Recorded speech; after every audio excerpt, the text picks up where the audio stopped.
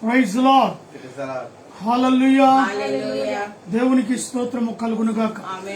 ఈ యొక్క పునరుత్థాన దినములో తిరిగి ప్రభు సన్నిధిలో చేరి ప్రభువును స్తుతించుటకు ఆరాధించుటకు సమయము దయచేసిన ప్రభులకు కృతజ్ఞతగా మనమందరము చేరి ప్రభును ఆరాధిద్దాం. అనేకులు ఈ పునరుత్థాన దినములో ఆయా సంఘాల్లో చేరి ప్రభును ఆరాధిస్తుండగా మనం కూడా ఈ లైవ్ ద్వారా ప్రభువును ఆరాధిద్దాం. దయచేసి లైవ్ లో పాలు పంపులు పొందాలని స్టార్టింగ్ నుంచి ఎండింగ్ వరకు కూడా మాతో పాటు మీరు ఉంటారని నేను నమ్ముతున్నాను. నా ప్రాణమా యెహోవాను సన్నుతించుము, నా అంతరంగములో ఉన్న సమస్తమా ఆయన పరిశుద్ధ నామమును సన్నుతించు. నా ప్రాణమా యెహోవాను సన్నుతించు, ఆయన చేసిన ఉపకారములో దేనిని మరవకు. సమస్త దేశములారా యెహోవాకు ఉత్సాహధ్వని చేయుడి, సంతోషముతో యెహోవాను సేవించుడి. ఉత్సాహగానము చేయుచు ఆయన సన్నిధికి రండి. యెహోవాయే దేవుడని తెలుసుకునుడి. ఆయనే మనను పుట్టించెను, మనం ఆయన వారం. మనము ఆయన ప్రజలము, ఆయన మేపు గొర్రెలము. కృతజ్ఞత అర్పణలు చెల్లించుచు ఆయన గుమ్మములో ప్రవేశించు, కీర్తనలు పాడుచు ఆయన ఆవరణములో ప్రవేశించు. ఆయనను స్తుతించుడి, ఆయన నామమును గణపరచు. యెహోవా దయాళుడు, ఆయన కృప నిత్యముండును, ఆయన సత్యము తరతరములు ఉండును. ప్రార్థన చేసుకుందాం. మహాపరిశుద్ధుడవైన ప్రేమ కలిగిన తండ్రి, గడిచిన పునరుత్థాన దినము నుంచి నేటి పునరుత్థాన దినం వరకు నీ కృప, నీ కాపుదల, నీ భద్రత, క్షేమాన్ని, ఆరోగ్యాన్ని దయచేసినందుకు కృతజ్ఞతా స్తుతులు చెల్లిస్తూ ఉన్నాం. యేసు ప్రభువా, బేతేలు క్రీస్తంగ కుటుంబ పక్షాన మీరు మమ్మల్ని దీవించి ఆశీర్వదిస్తూ దినదినము ప్రభువా మా పట్ల చూపిస్తున్న కృపకై కృతజ్ఞతా స్తుతులు చెల్లిస్తున్నాం. ప్రత్యేకంగా ఈ యొక్క సమయంలోనైనా మాతో కూడా కలిసి ఆరాధనలో పాలు పంపులు పొందున ప్రతి బిడ్డను మీరు దీవించి ఆశీర్వదించండి. కూడి వచ్చిన బిడ్డలను జ్ఞాపకం చేసుకునండి. మా ప్రభువా, వినగల చెవులు, గ్రహించగల మనస్సు, స్తుతించగల పెదవులు అనుగ్రహించండి. మా స్తుతులకు ఆరాధన పల్లకిలో మీరు మా మధ్యలో ఉండి ఆరాధనను జరిగించండి. ప్రభువా, మాట్లాడేది నేను కాదు, నాలోని పరిశుద్ధాత్మ నుంచి సహాయాన్ని అనుగ్రహించమని ప్రార్థిస్తున్నా. ప్రత్యేకంగా ఈ యొక్క కుడి కాది నుంచి అంతవరకు అయా మీరు మా మధ్యలో ఉండి జరిగిస్తున్నందుకు వందనాలు, కృతజ్ఞతా స్తుతులు చెల్లిస్తూ యేసు నామములో అడిగి పెడుకుంటున్నాను తండ్రి, ఆమేన్. పాటలు పాడుకుందాం.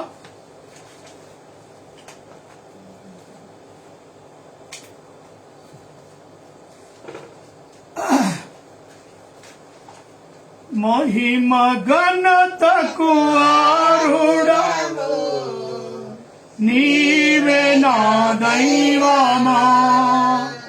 మహిమ ఘనతకు ఆరుడవు నీవే నా దైవమా. సృష్టికర్త, ముక్తిదాత, సృష్టికర్త, ముక్తిదాత, మస్తుతులకు పాత్రుడా. ఆరాధనా నీకే, ఆరాధనా నీకే, ఆరాధనా నీకే, ఆరాధనా నీకే, ఆరాధనా స్తుతి, ఆరాధనా, ఆరాధనా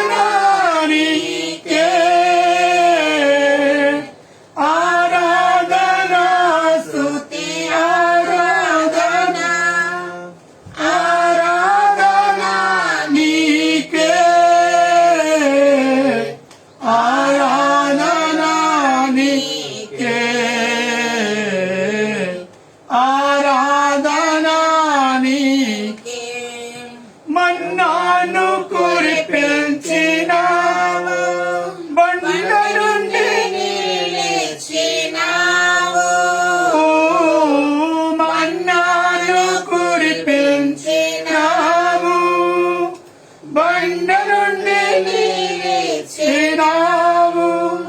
యెహోవా ఈరే చూచుకొనును యెహోవా ఈరే చూచుకొనును సర్వము సమకూర్చును ఆరాధన నీకే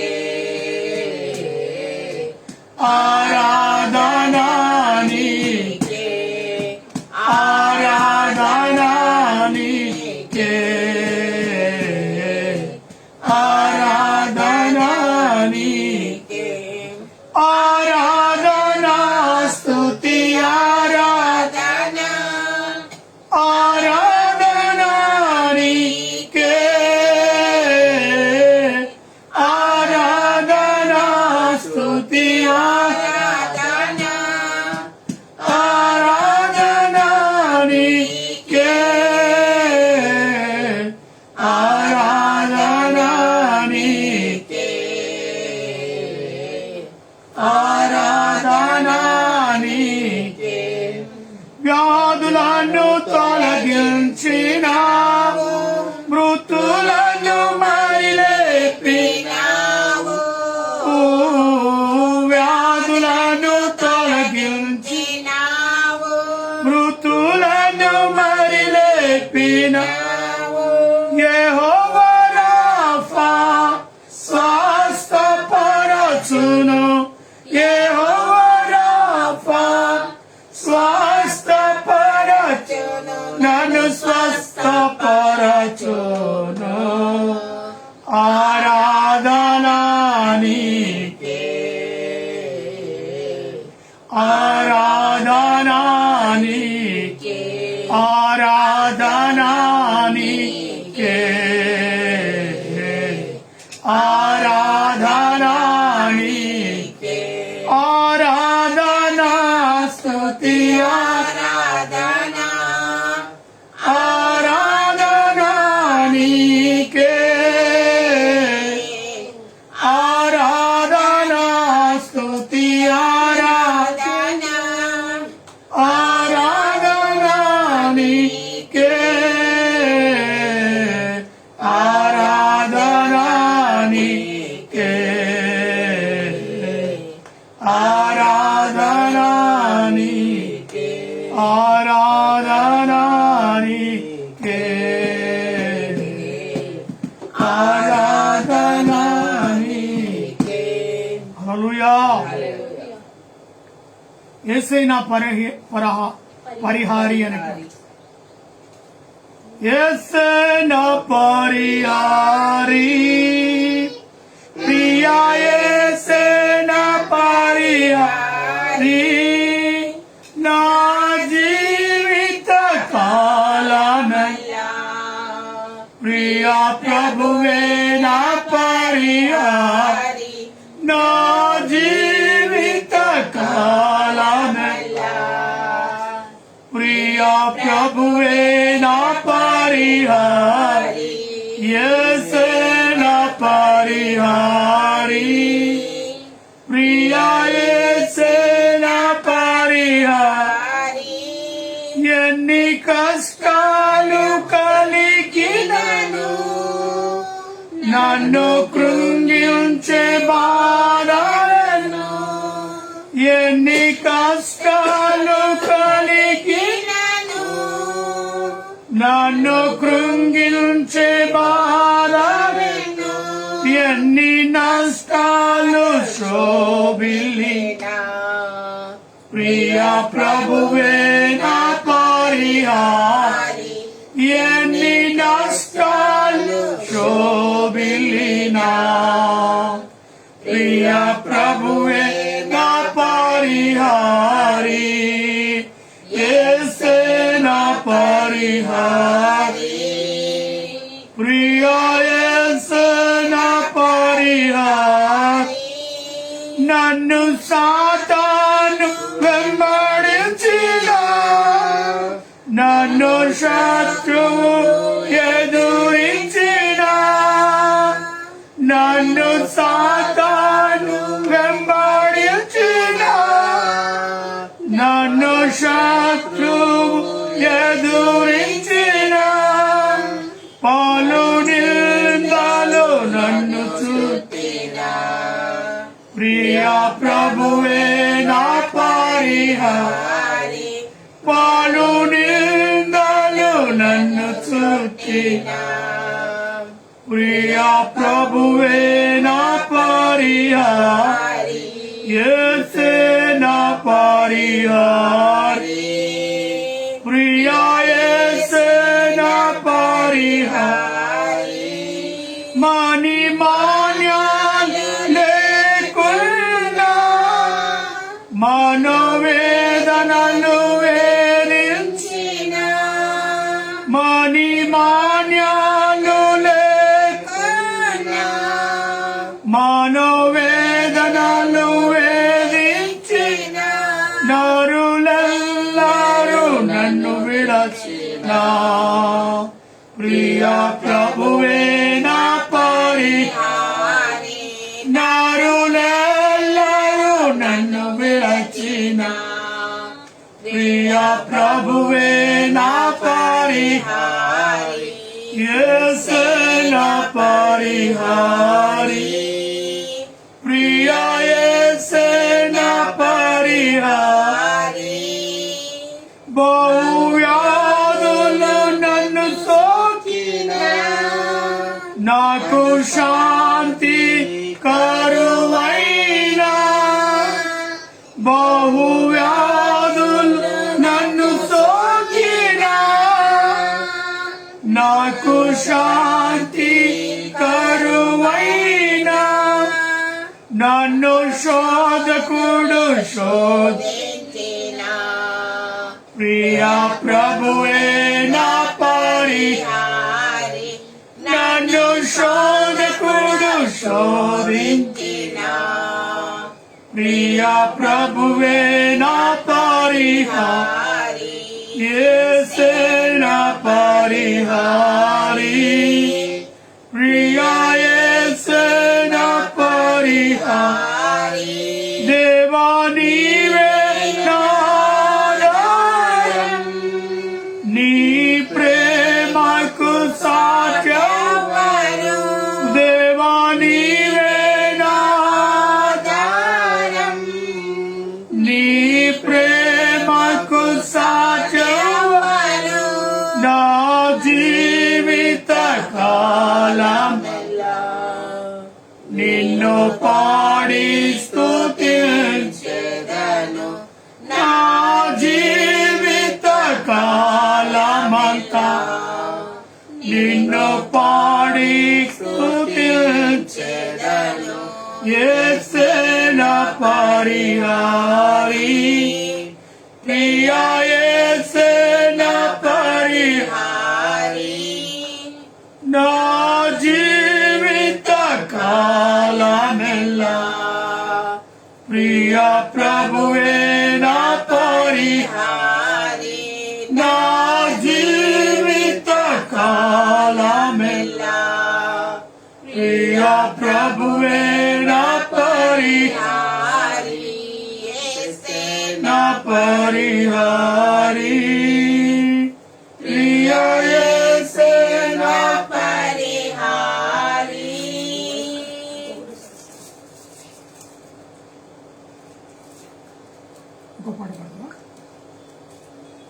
నీవుంటే నాకు చాలు అని పాట పాడుకుందాం. నీవుంటే నాకు చాలు యేసయ్యా నీ వెంటే నేనుంటానేసయ్యా నీవుంటే నాకు చాలు యేసయ్యా నీ వెంటే నేనుంటానేసయ్యా నీ మాట చాలయ్యా నీ చూపు చాలయ్యా నీ తోడు చాలయ్యా నీ నీడ చాలయ్యా నీ మాట చాలయ్యా చల్లని చూపు చాలయ్యా నీ తోడు చాలయ్యా నీ నీడ చాలయ్యా నీ ఉంటే నాకు చాలు యేసయ్యా నీ వెంటే నేనుంటానేసయ్యా ఎన్ని బాధలు నన్ను ఇబ్బందులైనను ఎంత కష్టమొచ్చినా నీ స్వరూపమైనను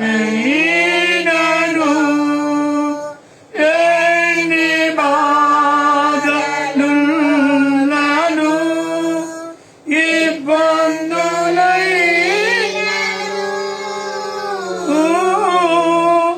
ఎంత కష్టమొచ్చినా నీ తూర్పులైనను నీ మాట చాలయ్యా నీ చూపు చాలయ్యా నీ తోడు చాలయ్యా నీ నీడ చాలయ్యా నీ మాట చాలయ్యా చూపు చాలయ్యా నీ తోడు చాలయ్యా నీ నీడ చాలయ్యా నీ ఉంటే నాకు చాలు యేసయ్యా నీ వెంటే నేనుంటాను యేసయ్యా బ్రతుకునావా పగిలినా కడలి పాలైనను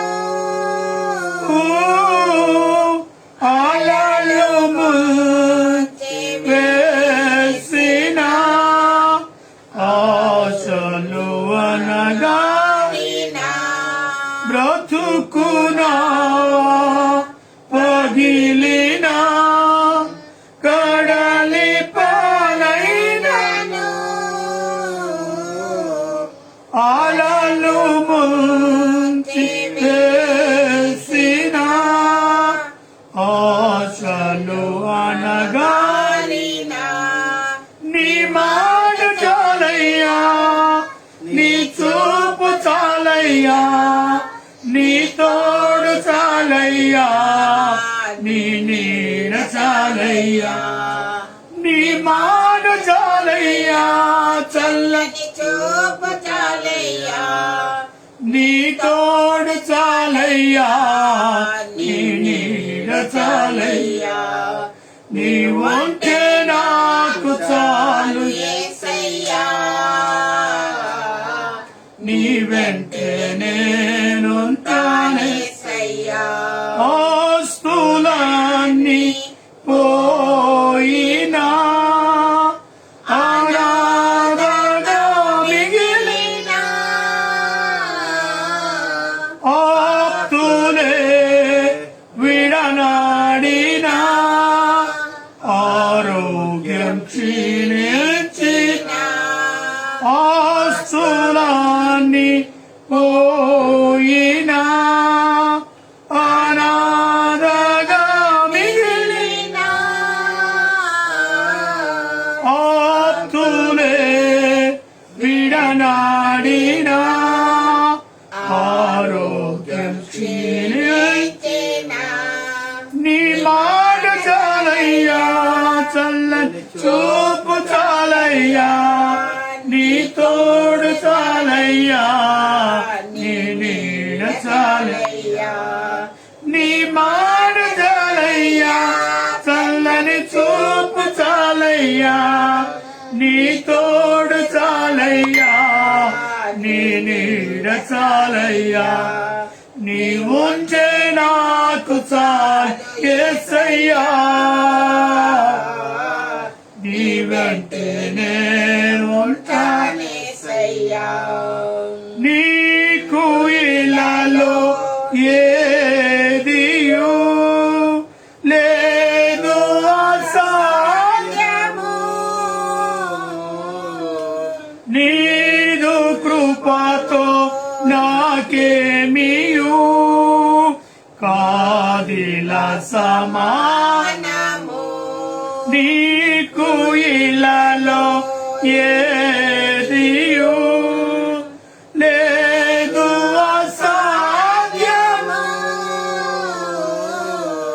నీదు కృపతో నాకేదియు కాదిల మనము నీ మాట చాలయ్యా నీ చూపు చాలయ్యా నీ తోడు చాలయ్యా నీ నీడ చాలయ్యా నీ మాట చాలయ్యా చల్లని చూపు చాలయ్యా నీ తోడు చాలయ్యా నీ నీడ చాలయ్యా నీవుంటే నాకు చాలు యేసయ్యా నీ వెంటనే ఉంటానేసయ్యా నీ వెంటనే ఉంటానే యేసయ్యా హల్లెలూయా హల్లెలూయా దేవునికి స్తోత్రము కలుగునుగాక. ఆమేన్.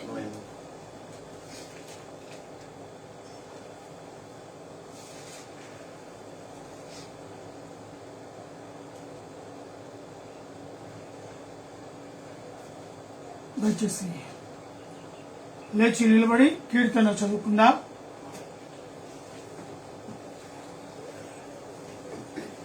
యాభై 57వ కీర్తన. కీర్తనలు 57.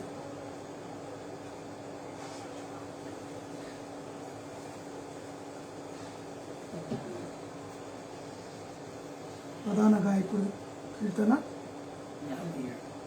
నన్ను కరుణింపుము దేవా నన్ను కరుణింపుము నేను శరణుజొచ్చి ఉన్నాను ఈ ఆపదలు తొలగిపో వరకు నీ రెక్కల నీడను శరణుజొచ్చి ఉన్నాను. మహోన్నతుడైన దేవునికి నా కార్యమును సఫలము చేయు దేవునికి నేను మొరపెట్టుచున్నాను. ఆయన ఆకాశము నుండి ఆజ్ఞించి నన్ను రక్షించును. నన్ను మృంగబోడు వారు దూషణలు పలుకున్నప్పుడు దేవా దేవుడు తన తన కృప సత్యములను పంపును. నా ప్రాణము సింహముల మధ్యనున్నది ఉన్నది ఉపద్రేకముల మధ్యను నేను పండుకొని ఉన్నాను. వారి దంతములు చుల్లములు అవి అంబులు వారి నాలుక వాడిగల కత్తి. దేవా ఆకాశము కంటే అత్యున్నతుడుగా నిన్ను కనపరుచుకొనుము. నీ ప్రభావము సర్వభూమి మీద కనబడనిమ్ము. నా అడుగులను చిక్కించుకొనుటకై వారు వలయొడ్డిరి. నా ప్రాణము కృంగి ఉన్నది. నా ఎదుట గుంట త్రవ్వి దానిలో ఆమె పడిరి. నా హృదయము నిబ్బరముగా ఉన్నది. దేవా నా హృదయము నిబ్బరముగా ఉన్నది. నేను పాడుచు స్తుతిగానము చేసేదెను. నా ప్రాణము మేలుకొనుము. స్వరమండలమా సితారా మేలుకొనుడి. నేను వేకువనే లేచెదెను. నీ కృప ఆకాశము కంటే ఎత్తైనది. నీ సత్యము మేఘముల మండలము వరకు వ్యాపించి ఉన్నది. ప్రభువా జలములలో నీకు కృతజ్ఞతాస్తుతులను నేను చెల్లించెదను. ప్రజలలో నిన్ను కీర్తించెదను. దేవా ఆకాశము కంటే అత్యున్నతుడుగా నిన్ను కనపరుచుకొనుము. నీ ప్రభావము సర్వభూమి మీద కనపడనిమ్ము. ఆమేన్. ఆమేన్. వాస్తవ ప్రార్థనలో గడుపుతుంది. వాక్యం వెళ్ళక మునుపు పరలోకము భూలోకమును సృష్టించిన ఏకైక దేవా, గత వారము మేము ముగించుకొని ఈ వారంలో మొదటి దినంలో ప్రవేశపెట్టిన విధానం బట్టి మీకు అనేకమైన స్తోత్రాలు. గొప్ప దేవ, మమ్మల్ని ఈ విధముగా నీ ఆరాధనలో పాల్పంపులు పంచుకోవడానికి ఇచ్చిన అవకాశం బట్టి నీకు అనేకమైన స్తోత్రాలు. ఈ వారం అంతా మమ్మల్ని దీవించి కాచి కాపాడము. నీ దాసుడు వాక్యమును మాకు చెప్పేటప్పుడు మేము ఆ వాక్యమును శ్రద్ధగా విని దాన్ని మేము బయట తొలగించుకోకుండా మా మనసులో పెట్టి దాన్ని నాటుకొని మేము అదే విధముగా నడుచుకోవడానికి సహాయం చేయము. నీ దాసును నోరును బూరగా వాడుకొని మంచి వాక్యము చెప్పి ప్రతి ఒక్కళ్ళు లైవ్ లో పాల్పొందినప్పుడు వాళ్ళతో నువ్వు కూడా వాళ్ళు కూడా శ్రద్ధగా వినడానికి సహాయం చేస్తామని నమ్ముచు ఈ చిన్ని ప్రార్థన నీ నామములో అతి వినయంగా వేడుకొనుచున్నాము. గొప్ప దేవా, ఆమేన్. దయచేసి కూర్చుందాం.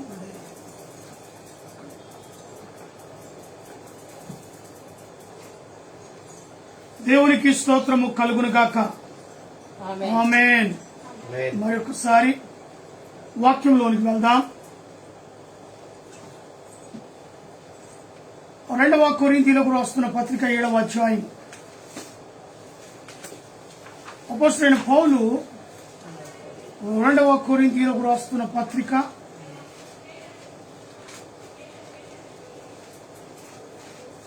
7వ అధ్యాయాన్ని 10వ వచనాన్ని చదువుకుందాం.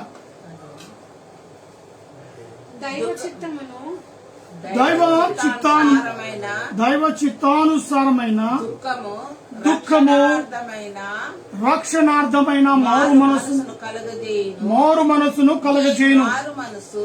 ఈ మారు మనస్సు దుఃఖమును పుట్టించదు. అయితే లోక సంబంధమైన దుఃఖము మరణమునకు. దేవునికి స్తోత్రము కలుగునుగాక.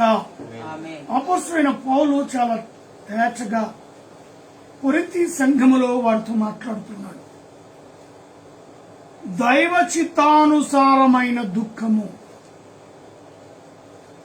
దైవ చిత్తానుసారమైన దుఃఖము, దైవ చిత్తానుసారమైన దుఃఖము ఆత్మీయ స్థితిని మెరుగుపరుస్తుంది.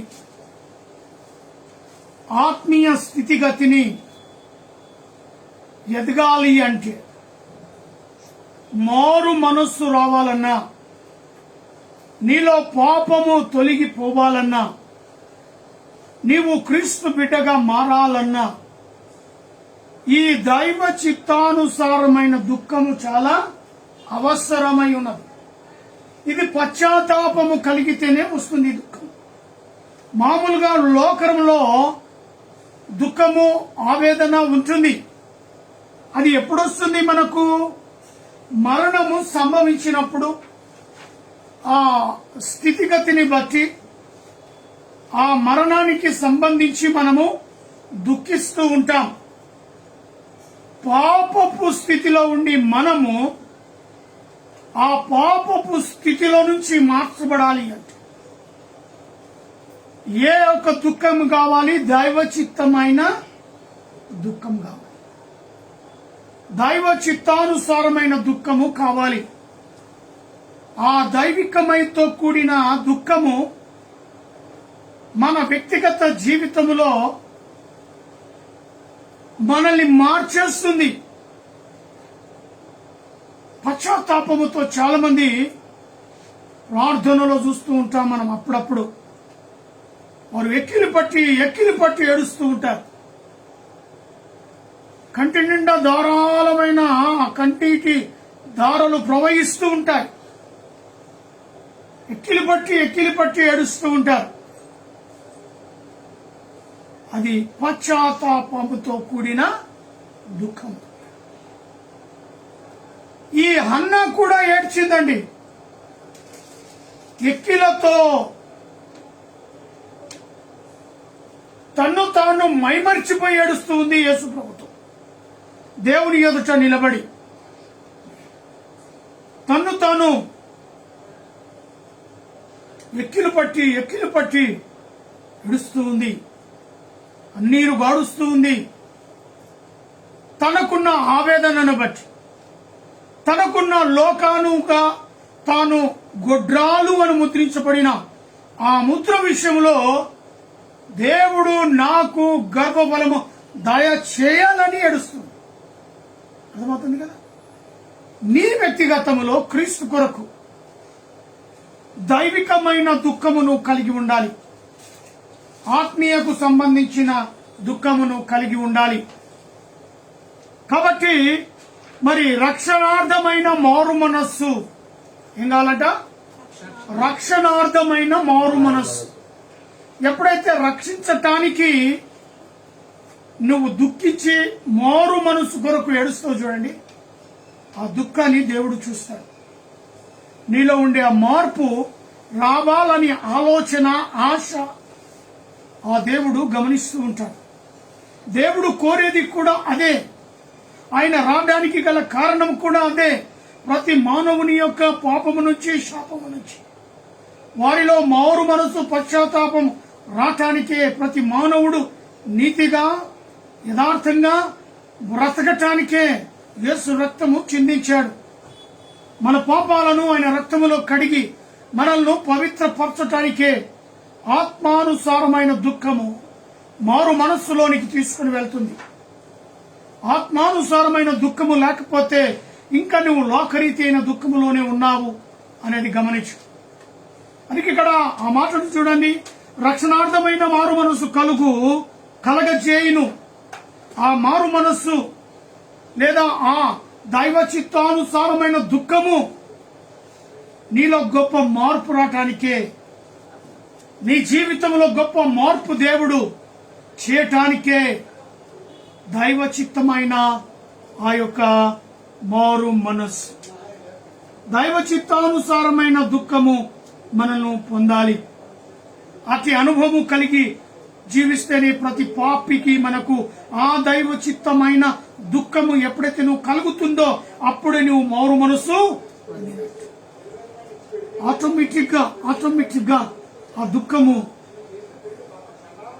చాలా ఘోరంగా ఏడుస్తూ ఉంటారు. ఎందుకంటే వారు చేసిన పాపము వారికి జ్ఞాపకం వస్తుంటాయి. వారు మాట్లాడిన అబద్ధాలు, వారు మాట్లాడిన అనేకమైన దూషణ క్రియలు అవన్నీ కూడా తలుచుకొని నేను పాపిని అని దైవికమైన దుఃఖాన్ని పొందుతూ ఉంటారు. అతి వారే నిజమైన క్రీస్తు బిడ్డలుగా రక్షించబడతారని ప్రభు పేరిట మనవి చేస్తున్నాను. ఈ మారు మనసు పశ్చాత్తాపము పుట్టించు కదా. అయితే లోక సంబంధమైన దుఃఖము మరణమును కలగజేయును. లోక సంబంధమైన దుఃఖం. అయితే ఇక్కడ 2 సమూయేలు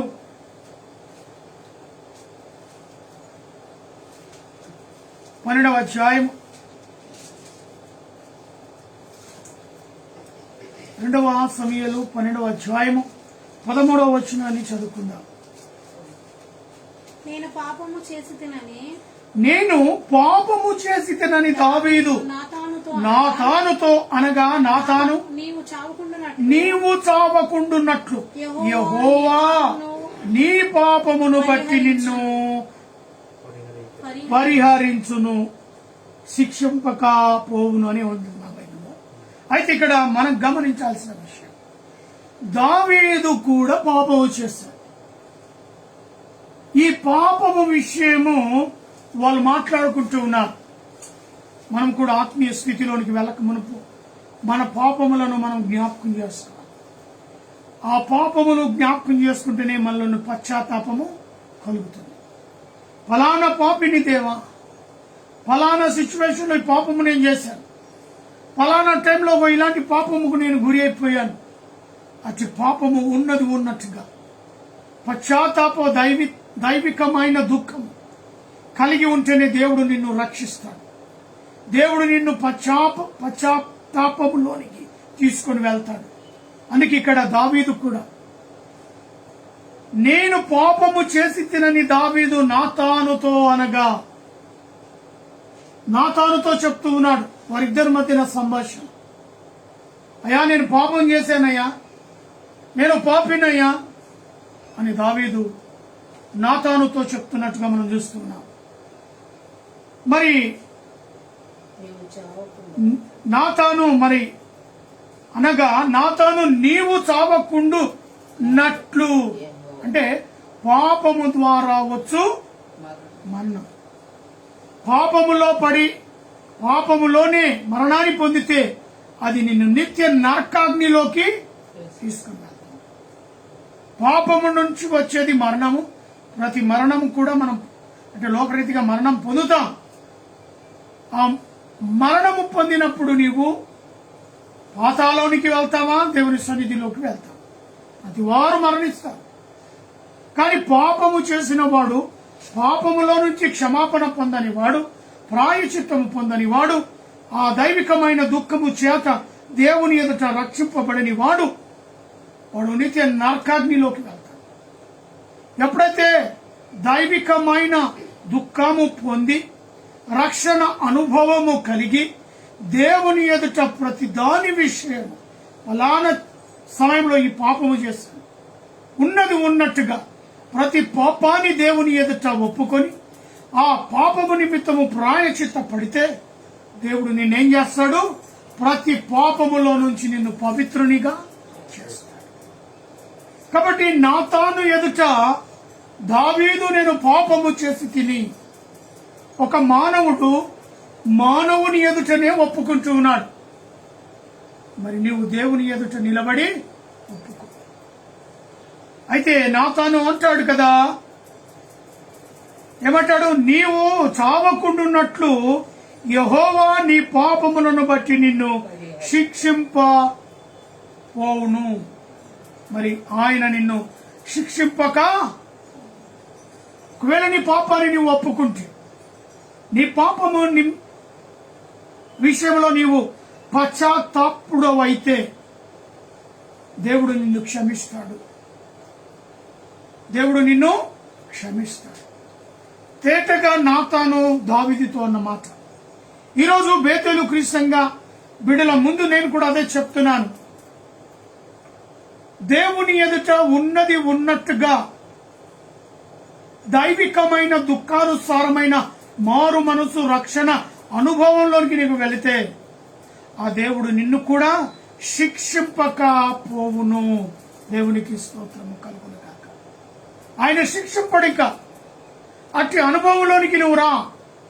ఎంతకాలం ఇంకా అదే స్థితిలో ఉంటావు, అదే పాడు రోత చీకొట్టే స్థితిలో నువ్వు పడి ఉంటావు.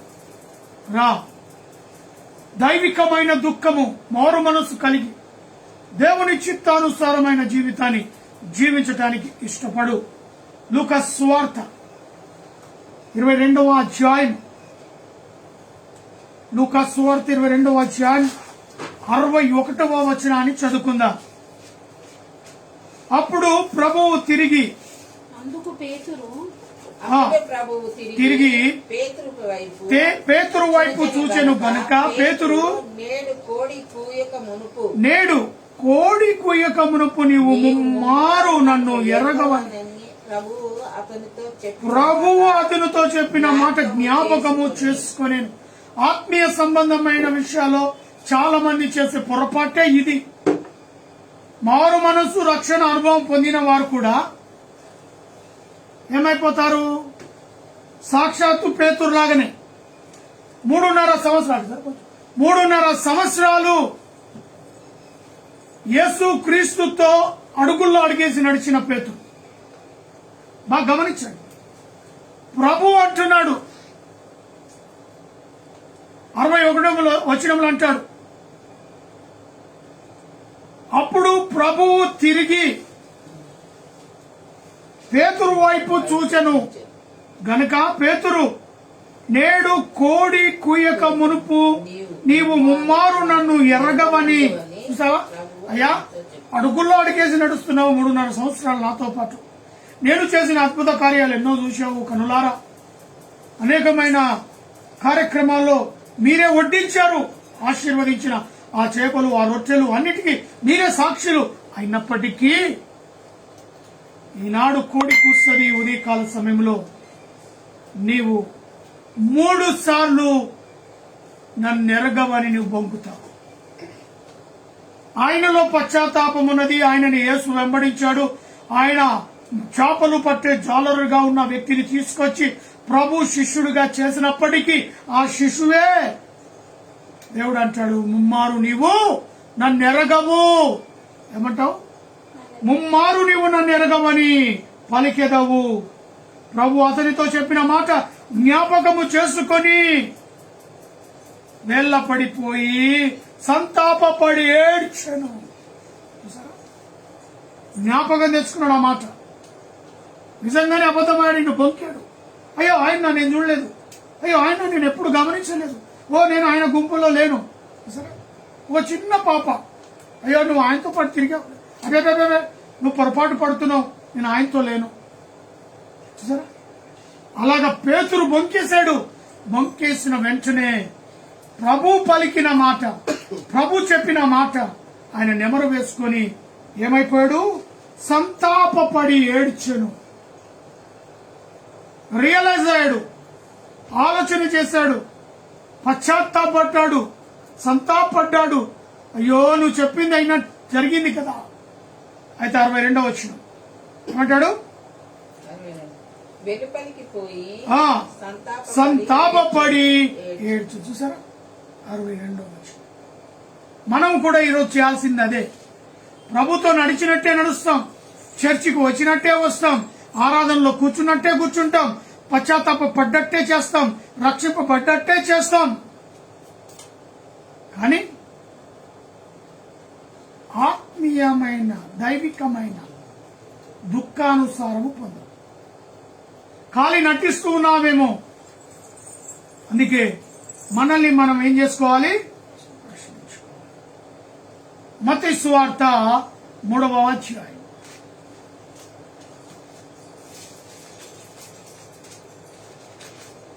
మత్తయి సువార్త 3వ అధ్యాయం 2వ వచనం.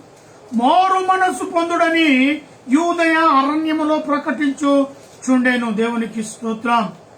ఆ దినములో బాప్తిసమిచ్చు యోహాను వచ్చి పరలోక రాజ్యము సమీపించి ఉన్నది. ఏం కావాలంట? పరలోక రాజ్యము. యేసు క్రీస్తుకు మునిపే, యేసు క్రీస్తు ఈ లోకానికి రాక మునిపే, యేసు క్రీస్తు సువార్త ఎవరు ప్రకటిస్తున్నారు? మరి యోహాను అరణ్యములోనే. ఈరోజు పట్టణముల, మహాపట్టణముల, గ్రామముల, తాలూకాల, ప్రతి టీవీలో, ప్రతి ఛానల్లా ఈరోజు సువార్త ప్రకటించబడుతుంది. కానీ ఆ రోజుల్లో యోహాను అరణ్యములో కేకలు వేస్తూ సువార్తను ప్రకటిస్తూ ఉన్నాడు. ఆయన మిడతలను తేనెను తింటూ అదే ఆహారముగా అరణ్యములో కేకలు వేస్తున్నాడు. జనసమూహమంతా అరణ్యములకు పరిగెత్తుతుంది. యోహాను చెప్పే ఆ యొక్క సువార్తకు లోబడి అనేకులు మారు మనసు పొంది బాప్తిజం తీసుకుంటూ ఉన్నారు. అయితే అప్పుడు అంటుండే, ఆ దినమందు బాప్తిజం ఇచ్చు ఈయన మాత్రమే అభిషేకించబడిన మరి ఆ దేవుని బిడ్డగా ఆయన్నే అనేకులను ప్రభువులోకి చేరుస్తూ యోహానే వారికి బాప్తిజం ఇస్తున్నారు. అంతకుముందు ఎవరిచ్చినట్టు లెక్కలు లేవు అక్కడ. యోహానే బాప్తిజం ఇస్తున్నాడు, అనేకులకు సువార్త ప్రకటిస్తూ. మరి ఈ కార్యక్రమం న్యూ టెస్టిమెంట్ లో జరుగుతుంది. క్రొత్త నిబంధనలో యోహాను మారు మనసు పొందిన ప్రతి బిడ్డకు ఏం చేస్తున్నాడండి? వారి యొక్క పాపముల నిమిత్తము, ప్రాయశ్చిత్త నిమిత్తము నీటి యందు బాప్తిజము ఇస్తూ ఉన్నాడు. అందుకే ఆ దినమందు బాప్తిజం ఇచ్చు యోహాను వచ్చి పరలోక రాజ్యము సమీపించి ఉన్నది. ఎప్పుడో పరలోక రాజ్యానికి మనం వెళ్ళాలి, చాలా సమీపంగా ఉన్నది, మనము సిద్ధపాటు కలిగి ఉండాలి అని మారు మనసు పొందుడని యూదయ అరణ్యములో ప్రకటించు. ఈ మారు మనస్సు, దైవికమైన మారు మనస్సు నువ్వు కలిగితేనే పరలోక పట్టణంలో నువ్వు నిలబడగలుగుతావు, పరలోక పట్టణానికి వారసుడవు. కాబట్టి ఈ యొక్క చక్కటి ఈ మాటలు అపోస్తలుడైన పౌలు అక్కడ వారికి హెచ్చరిస్తూ ఉన్నాడు. కొరింథీ సంఘములో చాలా చక్కటి మాటల ద్వారా వారిని బలపరుస్తూ ఉన్నాడు. ఆత్మీయంగా వారి ఎదుట కేవలము ఆత్మక సంబంధమైన విషయాలే మాట్లాడుతూ వస్తూ ఉన్నాడు. అపోస్తల కార్యము 11వ అధ్యాయము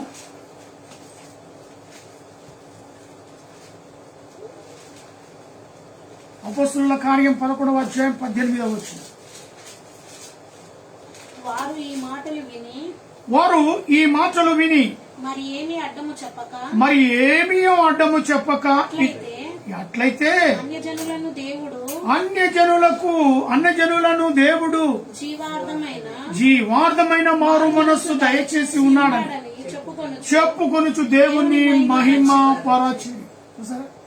ఎక్కడి నుంచి ఎక్కడికి వెళ్తుంది సువార్త? అన్యజనుల మధ్యకి వెళ్ళిపోతా ఉంది. ఈరోజు నిజమైన అసలైన సిసలైన సంవత్సరాలుగా, తరబడులుగా, తరతరాలుగా వస్తున్న ఆ క్రైస్తవ జీవితానికన్నా, ఆ క్రైస్తవులు ప్రకటించే ఆ యొక్క సువార్త చేస్తూ ఉన్న దానికంటే కూడా ఈరోజు అన్యులే సువార్త ప్రకటిస్తున్నారు. దేవునికి స్తోత్రం. అలాంటి వారిని దేవుడు వాడుకుంటున్నాడు. అందులో నుంచి మరి హైందవ కుటుంబాల్లో నుంచి, ముస్లిం కుటుంబాల్లో నుంచి దేవుడు వారిని లేపుతూ ఉన్నాడు. దేవునికి మహిమ కలుగును. అలాంటి వారే బ్రహ్మాండమైన క్రీస్తు సువార్తను వారు భుజానికి ఎత్తుకున్నారు. అనేకులు మరి మనం చూసినట్టయితే ఈ రోజుల్లో మన అన్య బిడ్డలే, అన్య సోదరులే, ముస్లిం సోదరులే క్రీస్తు గురించి సువార్తను మొట్టమొదటి లైన్లో వాళ్ళే ఉంటున్నారు. తరతరాలుగా వస్తున్న క్రైస్తవులు వెనుకబడిపోతున్నారు. కానీ ఈ మధ్య వీళ్ళు చాలా అద్భుతమైన పరిచయలో ముందంజలో ఉంటున్నారు. రెడ్డిలు ఒకవైపు, బ్రాహ్మణులు ఒకవైపు, ముస్లింలు ఒకవైపు క్రీస్తు ప్రేమను పొందుకొని క్రీస్తు స్వార్థను ప్రకటించడానికి మొదటి అడుగుల వాళ్ళే ముందున్నారు. దేవునికి మహిమ కలుగుగాక. సత్యాన్ని గ్రహించి సత్యవాక్యాన్ని తెలుసుకొని మారు మనస్సు కలిగి దైవికమైన దుఃఖంతో చేసిన పాపాన్ని ఒప్పుకొని ప్రాయశ్చిత్తపడి రక్షణ కలిగి బాప్తిజము పొంది క్రీస్తుకు సాక్షులుగా నడుస్తున్నారు. దేవునికే మహిమ కలుగునుగాక. అందుకే ఈ మాట, వారు ఈ మాటలు విని మీరేమి అడ్డములు చెప్పక, ఏమీ అడ్డము చెప్పక, ఎవరైతే సువార్తను వింటూ ఉన్నారు, ఎవరైతే ఆ దేవుని యొక్క దైవికమైన మాటలు వింటూ ఉన్నారు, వారు ఏ మాత్రం కూడా అడ్డం మాట్లాడలే. అట్లయితే అన్య జనులకు దేవుడు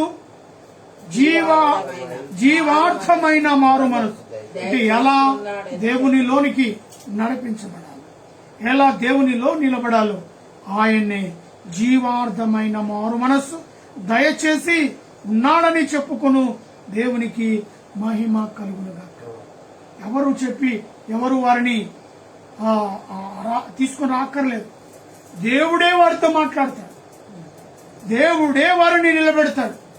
అన్ని జనులుగా దేవుని ఎరగని బిడ్డల్ని మొదట దేవుడు నిలబెట్టి వాడుకుంటాడని ప్రభు పేరట మనవి చేస్తున్నాను. సామెతల గ్రంథం 7వ అధ్యాయం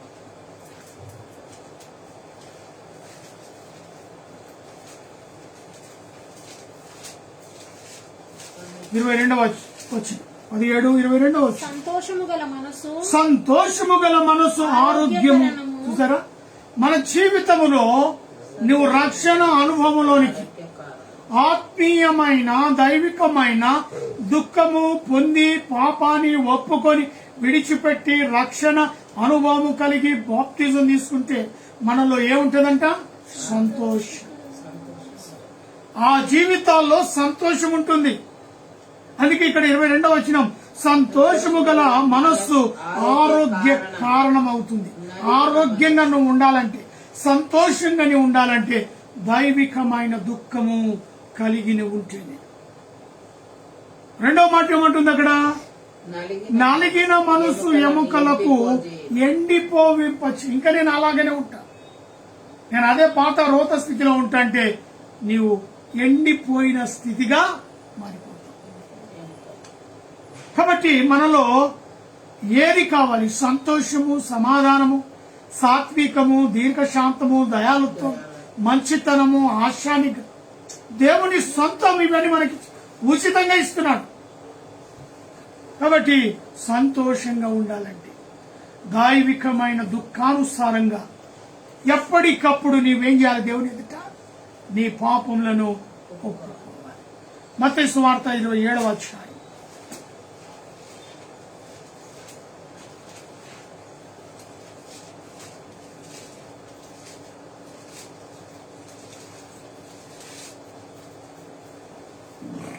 27వ అధ్యాయము ఇక్కడ 3వ వచనం నుంచి మనం చదివినట్లయితే, అప్పుడు ఆయనను అప్పగించిన యూదా ఆయన శిక్ష విధింపబడగా చూచి పశ్చాత్తాపడి 30 వెండి నాణ్యములను ప్రధాన యాజకుల యొద్దకు, పేదల యొద్దకు మరలా తెచ్చి నేను నిరపరాధి రక్తమును అప్పగించి పాపము చేసి తినని చెప్పెను. వారు అది వానితో నీవే చూసుకోమని చెప్పగా అతడు ఆ వెండి నాణ్యము దేవాలయంలో పడవేసి పోయి ఉర్రి పెట్టుకొనేను. ఇక్కడ నిజమైన స్థితి, పాపము చేశాడు, లోకము మెచ్చుకొని పాపం చేశాడు. ఈరోజు యూదా, ఇస్కరియోతు యూదా లేకపోతే ఇస్కరియోతు యూదా శిష్యుల్లో ఒక శిష్యుడుగా లేకపోతే ఇది ఏది మనకు అర్థం కాకపోయేది. వాడు అంత ఆత్మీయంగా ఎదిగి నటించి నమ్మకమైన భటుడుగానే శిష్యుడుగానే చలామణి అయ్యి ఎప్పటికప్పుడు వాడు సాతానుతో ప్రేరేపించబడి ఎప్పుడు మోకా దొరుకుతుంది, ఎప్పుడు సమయం దొరుకుతుంది, వాడు వేచి చూస్తూనే వస్తూ ఉన్నాడు. అపవాది ఆలోచనలో ఉన్న వారితో చేతుల్లో చేయగలిపాడు. వీడి ఆలోచనలు వారి ఆలోచనలు అంటే సరిగ్గా కుదిరాయి. ఈయనను ఏదో రీతిగా పట్టుకోవాలని వారికి ఎవరైతే అప్పచెప్పుతారు, ఎవరైతే యేసుప్రభుని మనకి ఇస్తారు అని ఎదురు చూస్తున్న వారి మధ్యలో పోయి ఇంత పెద్ద పాపాన్ని కూడబెట్టుకున్నాడు. లోకరక్షకుడే అమ్మివేశాడు.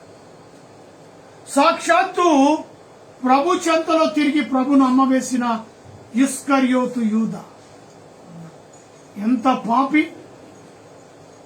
వాడు అలాంటి పాపము చేసి ప్రభువును అమ్మి 30 వెండి నాణ్యాలకే ప్రభును అమ్మాడు. కానీ వాడేమైనా సుఖపడ్డాడా? వాడేమైనా సంతోషపడ్డాడా? పోనీ ఇంకా ఏమైనా జీవితాన్ని జీవించాడా అనేది మనం చూస్తే వాడిలో పశ్చాత్తాపం వచ్చింది. నేను చేసిన పాపము బహు ఘోరమైనది.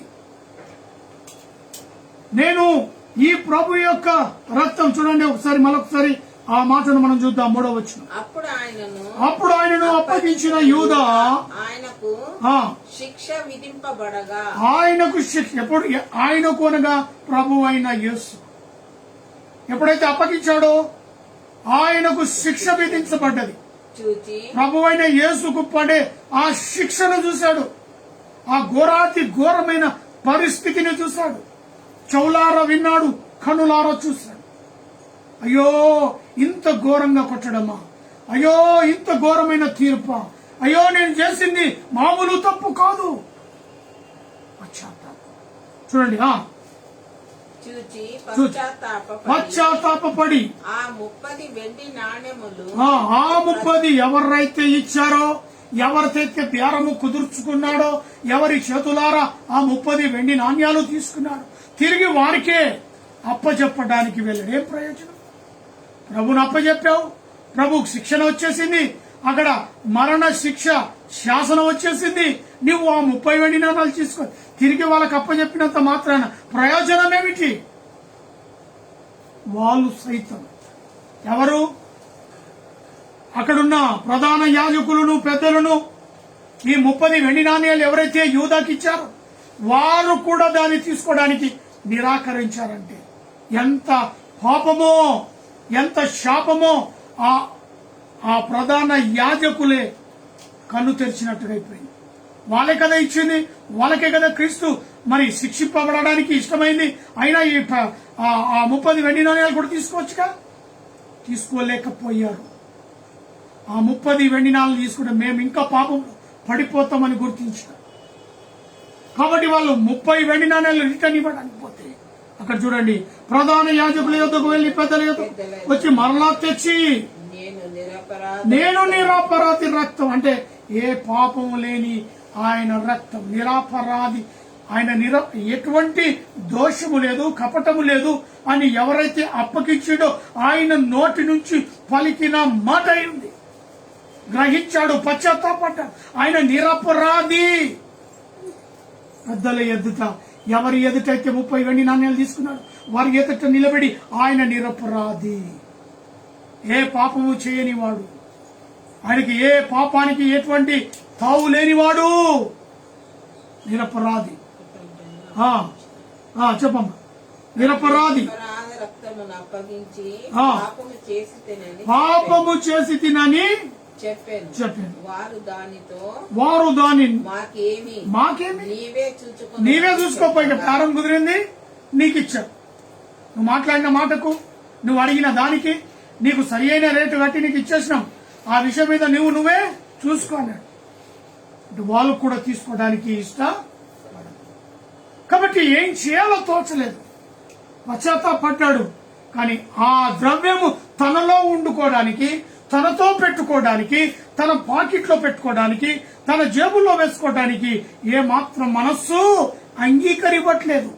ప్రేరేపణ వచ్చేస్తుంది. పశ్చాత్తాపడుతున్నాడు. నిరపరాధిని నేను అప్పగిస్తే, నిరపరాధి మరణము నన్ను ఎంతగానో ఇచ్చేస్తుంది. అయ్యో, అన్యాయమైన తీర్పు. ఆయన యూద ఎంత పశ్చాత్తాపడ్డాడు అంటే, తిరిగి అప్పచెప్పాడు. కానీ ఆ ద్రవ్యము తనతో పెట్టుకోవడానికి కూడా సాహసం చేయలేదు. ఎవరైతే ఇచ్చిరో వాళ్ళకన్నా అప్పచెప్దామన్నా వాళ్ళు తీసుకోలేదు. ఒక ఆలోచన వచ్చింది. ఆ ద్రవ్యము తీసుకువెళ్లి దేవాలయంలో విసిరేసి పరిగెత్తుకొని పోయి చెట్టుకి ఏం చేసుకున్నాడమ్మా? కాబట్టి పాపముతో కూడినది మరణమే. ఏం చేయని స్థితి, దిక్కు లేని పరిస్థితి. 30 వెండి నాణేలకు అమ్మాడంటే ఆ రోజుల్లో అది ఎంత ధనమో, అది ఎంత విలువనో, ఎన్ని ఎకరాల పొలం కొనొచ్చో, ఎంత ధనవంతుడుగా కావచ్చో. కానీ దానివల్ల తృప్తి లేదు. దానివల్ల ఆయనకు చంచలమైన మనస్సు. ఆ డబ్బు తన చేతులు ఉన్నంత వరకు ఆయన ఏం మాత్రం కూడా ఒప్పుకోవడానికి మనస్సు అంగీకరిస్తలేదు. అయ్యో, నిరపరాధి. ఏం లాభం? చేతులు కాలేక ఆకులు పట్టుకుంటే ఏం లాభం? జరిగిందంతా జరిగిపోయింది, చేసిందంతా చేశాడు. తర్వాత ఏమవుతుందమ్మా? అందుకే నువ్వు క్షేమంగా ఉండాలన్నా ఈరోజు యూద మనకు ఒక పాఠాన్ని ఇచ్చాడు. అయ్యా, నేను చేసిన తప్పుకు నేనే వెళ్లి చెట్టుకు ఉరివేసుకున్నాను. కానీ మీకు మంచి అవకాశం ఉన్నది, మీకు మంచి ఆలోచన ఉన్నది. మీరు ఆత్మీయ దైవికమైన దుఃఖానుసారమైన రక్షణ మీరు పొందుకొని మారు మనస్సు కలిగి బాప్తిజం తీసుకొని మీరు చక్కగా జీవించండి. అయ్యా, నేను చేసిన పాపానికి, నేను చేసిన శాపానికి నాకు ఇదే తీర్పు. వాడే తీర్పు తీర్చుకున్నాడు, వాడే వెళ్లి ఉరిపెట్టాడు. ఈరోజు అలాంటి పరిస్థితి మనకు లేదు. అంతకంటే ఘోరమైన పాపాలు చేస్తున్నాం. వాడు ఒకే మారే యేసు ప్రభువుని అప్పచెప్పాడు, కానీ మనము అనుదినము దేవుని అప్పచెప్తున్నాం. అపవాది అనుచరులకు అనుదినము యేసుని అప్పచెప్తున్నాం. చేసిందే పాపం చేస్తూ, చేసిన ఆ తప్పులే చేస్తూ, చేసిన అవమానమే చేస్తూ, ఆయనకు తలెత్తుకోకుండా చేసే ఆ అనేకమైన కార్యాలు యూదా కంటే కూడా ఎక్కువ చేస్తున్నా. అయినా ప్రభువు దైవికమైన దుఃఖానుసారమైన మారు మనస్సు పొందు, నీవు జీవించు. ఆయన జీవిత కాలానంతా కూడా చక్కగా 70 లేక 80 సంవత్సరాలు హ్యాపీగా ఆరోగ్యంగా నువ్వు బ్రతుకు అని ఒక యూదా ఇస్కరియోతు మనకు పాఠం చెప్తున్నాడు. వాడు చేసింది పాపమే, కానీ వాడు బ్రతకలేడు, జీవించలేడు. వాడే తీర్మానం తీసుకున్నాడు, వాడే చెట్టుకు ఉరివేసుకున్నాడు. చేసిన పాపం వెంటాడుతా ఉంటే మనము నీతిగా బ్రతకలేము, నీతిగా జీవించలేము, యథార్థంగా ఉండలేము. అదే పాపం, అదే శాపం మాటి మాటికి నెమరు వేస్తుంది. కాబట్టి నేను వెంటనే ఏదో ఒక ప్రయత్నం చేయాలని వాడు చెట్టుకు అదే పరిస్థితి. పాపం ఎక్కువైపోతే, అప్పులు ఎక్కువైపోతే, ఆర్థిక ఇబ్బందులు ఎక్కువైపోతే ఏం చేయాలో తెలియక ఏం చేస్తాం? అన్నిటినీ మర్చిపోవాలంటే పురుగుల మందు తాగేస్తాం, చెట్టుకు ఉరివేసుకుంటాం, చనిపోతాం. నువ్వు చేసిన అప్పేగా, నువ్వు చేసిన ఆర్థిక ఇబ్బందిగా. తట్టుకోలేక ఆ వ్యసనాలకు బానిసై అప్పుల మీద అప్పులు తీర్చలేని పరిస్థితి, చాలని జీతం, ఏం చేయాలా దిక్కులేని పరిస్థితి. అదే యేసు చెంతలో దైవికమైన దుఃఖముతో మారు మనస్సు కలిగి నువ్వు జీవించినట్లయితే ఆ దేవుడు నిన్ను సంతోషముగా సమాధానముగా ఉంచుతాడు. ప్రియా నా దేవుని బిడ్డ, ఆలోచన చేయి. చివరిగా హెబ్రీయులకు రాస్తున్న పత్రిక 12వ అధ్యాయం.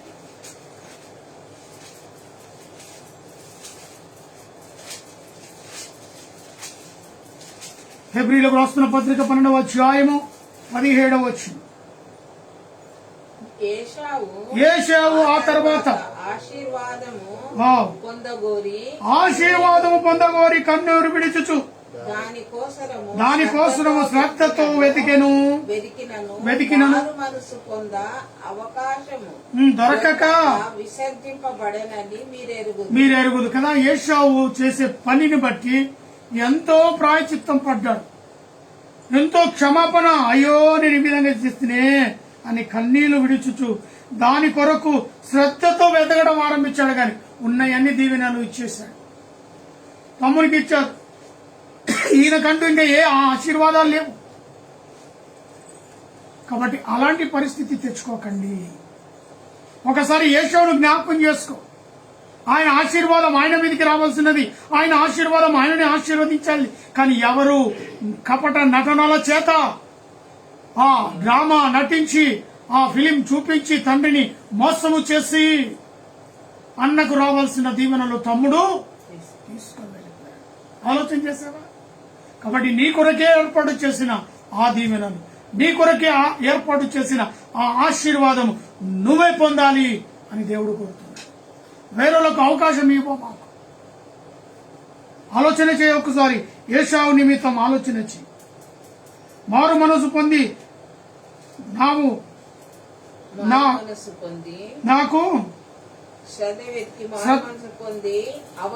అవకాశము దొరకక విసర్జింపడు. అవకాశము దొరకలేదు. ఇంకా ఎన్ని ప్రయత్నాలు చేసినా తిరిగి వచ్చి తండ్రి నన్ను దీవించు, నన్ను ఆశీర్వదించు. అయ్యో నా కుమారుడా, ఒక్క దీవెన కూడా మిగలలేకపోయానే. పరిస్థితి ప్రభావం చేయదారిపోతే ఎవరేం చేయలేరు. అందుకే దైవికమైన దుఃఖమును పొంది మారు మనస్సు కలిగి మరి రక్షణ మారు మనస్సు కలిగి ఉంటేనే ఆ దుఃఖము ఎప్పుడు నిన్ను ఆత్మీయంగా సంతోషంగా ఉంచుతుంది. అది మర్చిపోతే ఇగో యూదాలాగానే అయిపోద్ది పరిస్థితి. ఏం చేయాలో దిక్కులేని పరిస్థితి. దేవుడిచ్చిన గొప్ప దైవికమైన చిత్తానుసారమైన దుఃఖము మారు మనసు కలగజేయను. కాబట్టి ఈరోజు ఆ దైవికమైన దుఃఖాన్ని ఎవరైతే ప్రేమిస్తారో దేవుడు తప్పక వారి కుటుంబాన్ని ప్రేమిస్తూ ఆశీర్వదిస్తాడని ఈ యొక్క పునరుత్థాన దినములో ప్రకటిస్తూ ఈ వాక్యాన్ని నేను ముగిస్తున్నాను. ప్రార్థన చేసుకుందామా? తాను ఉంచుకుందాం.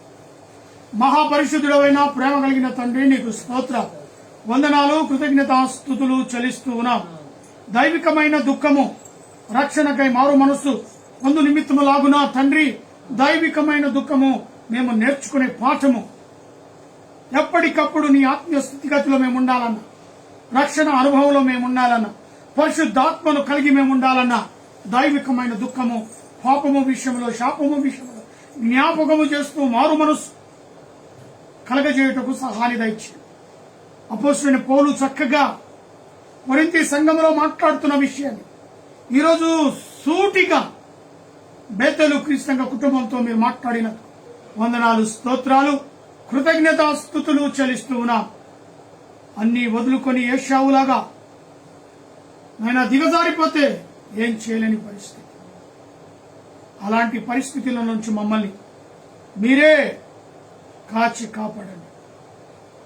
ఏదో సాధిద్దామనుకున్నాడు ప్రభు, నీతోనే ఉండి, నీతోనే జీవించి, నీతోనే నడిచి చివరికి నిన్నే అమ్మివేసి ఏమో అయిపోవాలి లోకంలో అనుకున్న వ్యక్తే ఏం కాకోకుండా చివరికి ఆ చెట్టుకు ఊరేసుకుని చనిపోయాడు.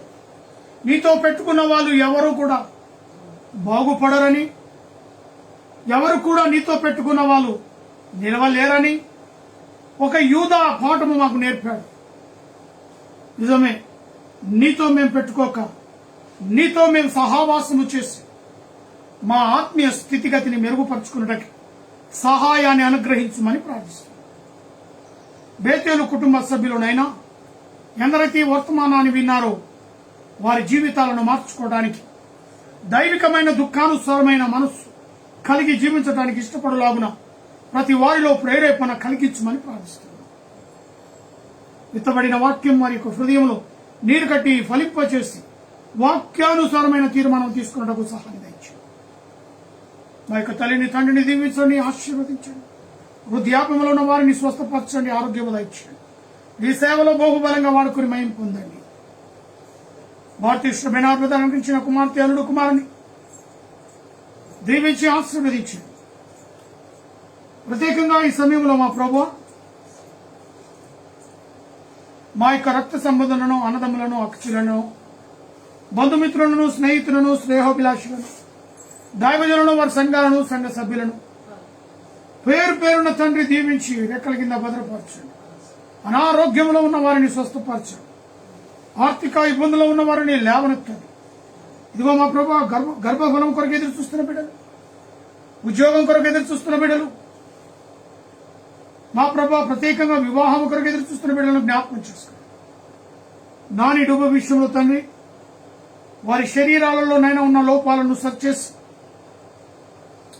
మరి యొక్క గర్భఫలమును బిడ్డలకు అనుగ్రహించమని నీ సన్నిధిలో ప్రార్థిస్తూ గోజారుతున్నా. ఇచ్చిన కుమార్తె జ్ఞానమందు వయసునందు నీ అందును మనుషుల అందును ఎరిగి పెద్ద తండ్రి రాబోయే రోజుల్లో నీ స్వార్థ ప్రకటించి బిడ్డను అభిషేకించండి. రాష్ట్రం దీవించి ఆరోగ్య బలం శక్తిని దయచేసినందుకు ఇంకనూ ఆరోగ్యం పొందుకునే సేవలు బహుబలంగా వాడబట్టుకు సహాయం చేయండి. ఏకేటంలో నివసిస్తున్న ప్రతి కుటుంబాన్ని, ప్రతి బిడ్డను దీవించి ఆశీర్వదించండి. ఆర్థిక ఇబ్బందులున్న, అనారోగ్యంలో ఉన్న బిడ్డలను జ్ఞాపకం చేస్తుంది. వారు చేస్తున్న ఉద్యోగాలను, వ్యాపారాలను దీవించి ఆశీర్వదించండి. ఇరుగు పొరుగు వారిని దీవించండి. ఇదిగోనైనా పక్కన ఉన్న అమ్మ కన్ను ఆపరేషన్ నిమిత్తమునైనా ప్రార్థన కోరి ఉన్నది. ప్రార్థన చేయని తన నోటితో తానే ఒప్పుకున్నది కాబట్టి నాయన బిడ్డ విషయంలో ప్రార్థిస్తున్నాం. చక్కటి ఆపరేషన్ జరిగే క్షేమంగా అయా గృహానికి వచ్చినకు సహాయం తెచ్చి అదే రీతిగా ఇంకను మా విశ్వాస బిడ్డలు అనేకులు ప్రార్థనలో ఏకీభవిస్తున్నారు ఆన్లైన్ ద్వారా. వాటి బిడ్డలను తండ్రి మీరే నీ రెక్కల కింద భద్రపరచు కాచి కాపాడగలరని ప్రార్థిస్తున్నాం. నిశ్చితమైతే తిరిగి మరి రేపు సాయంత్రం మేము కలుసుకున్నట్టు సహాయాన్ని కృపను అనుగ్రహించగలరని యేసు నామములో అడిగి పెట్టుకుంటున్నాను తండ్రి. పరలోకమందు నమ్మతే నీ నామం పరిశుద్ధపరచబడును గాక. నీ రాజ్యం మాకు వచ్చును. నీ చిత్తం పరలోకమందు ఎలాగో అలాగే భూమి యందు నెరవేరు. మాకు కావలసిన దినాహారము దయచేయి. మా రుణస్తులు చెల్లించు క్షమించు. మమ్మల్ని శోధన తెగ ఎందుకనగా రాజ్యము బలము మహిమ నిరంతరము నీవైనావు తండ్రి. తండ్రి అయిన దేవుని ప్రేమ, కుమారుడైన యేసు క్రీస్తు కృప, పరిశుద్ధాత్మిక అన్యోన్య సహవాసము కూడిన మనకును సకల ప్రజలకు ఇప్పుడును ఎల్లప్పుడును సదాకాలము తోడై నీడై ఉండును గాక. Amen. Praise the lord. Hallelujah.